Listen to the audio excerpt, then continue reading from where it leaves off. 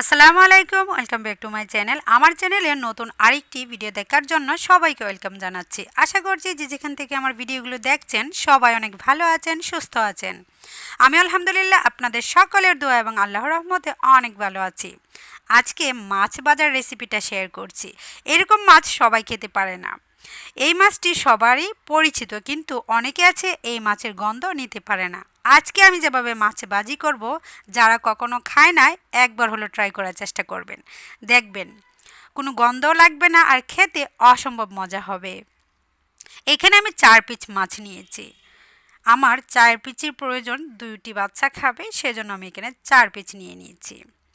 মশলা add করছি মরিচের গুঁড়া, হলুদের গুঁড়া, ধনিয়া গুঁড়া, সামান্য একটু জিরে গুঁড়া আর স্বাদ মতো লবণ দিয়ে নিচ্ছি। এইখানে সবগুলি মশলা আমি 1 চা চামচ পরিমাণ করে দিয়েছি, শুধু জিরে গুঁড়োটা 1/2 চা চামচ দিয়ে দিয়েছি। এখন টেস্ট বাড়ানোর জন্য এইখানে আমি টমেটো সস দিয়ে দিচ্ছি। এই টমেটো সস আমি নিজের হাতেই তৈরি করে নিয়েছি। এই রেসিপিটা অলরেডি আমার ব্লগে শেয়ার করা আছে, চাইলে ওই ভিডিওটা দেখে নিতে পারেন। খুব সহজেই সস কীভাবে বাসায় তৈরি করে নেওয়া যায়। এইখানে আমি 2 চা চামচ পরিমাণ টমেটো সস দিয়ে দিচ্ছি। মাছের পরিমাণ যেহেতু কম, সেই জন্য আমি 2 চা চামচ পরিমাণ দিয়ে দিচ্ছি। মাছের পরিমাণ যদি বেশি হতো, সসের পরিমাণ বেশি দিলে বেশি ভালো লাগতো। এখন আরেকটু উপকরণ লাগবে, সেটা হচ্ছে সয়া সস। এরকম সয়া সস, এটাও কিন্তু আমার নিজের হাতে তৈরি। কিছু কিছু জিনিস আছে যেগুলি বাজারে প্রচুর দাম, সেগুলি আমি নিজেই চেষ্টা করি বাসায় তৈরি করে নেওয়ার জন্য। আপনারা চাইলে বাসায় বসেই কিছু জিনিস আছে যেগুলি নিজেরা ট্রাই করলেই তৈরি করতে পারবেন।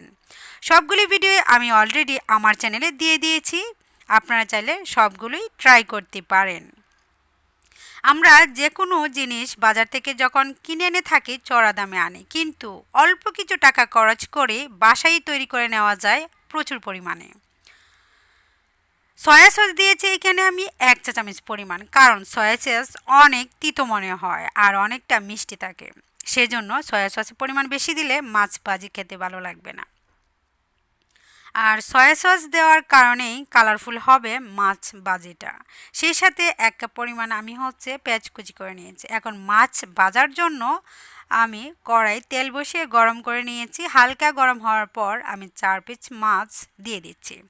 উল্টিয়ে পাল্টিয়ে ভেজে নিলে কিন্তু হয়ে যাবে। সবাই জানি মাছ ভাজি আমরা করতে পারি, এক পাশ হয়ে গেলে আরেক পাশ উল্টিয়ে দিব, কিন্তু এই কালারটা একটু খয়েরি খয়েরি মনে হবে, যেহেতু এইখানে টমেটো সস আর সয়া সস দেওয়া আছে।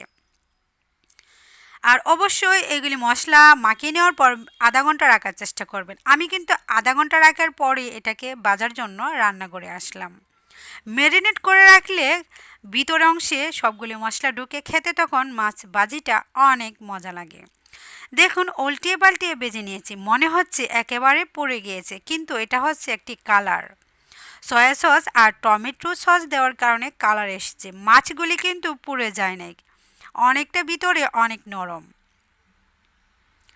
মাছগুলিকে আমি একটি প্লেটে উঠিয়ে নিচ্ছি। সেই সাথে যে তেলটা আছে সেই তেলটা দিয়ে আমি 1 কাপ পরিমাণ পেঁয়াজ ভেজে নিব। বেরেস্তার মতো করে ভেজে নিব। মাছ ভাজির সাথে পেঁয়াজ ভাজা খেতে অনেক ভালো লাগে।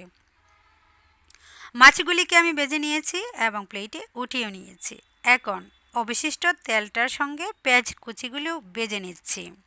আমার আজকের এই ভিডিওটি যদি আপনাদের কাছে ভালো লেগে থাকে, অবশ্যই ভালো একটি কমেন্ট করবেন। বেশি ভালো লাগলে ফ্রেন্ডস এবং ফ্যামিলিদের সাথে শেয়ার করে দিতে পারেন।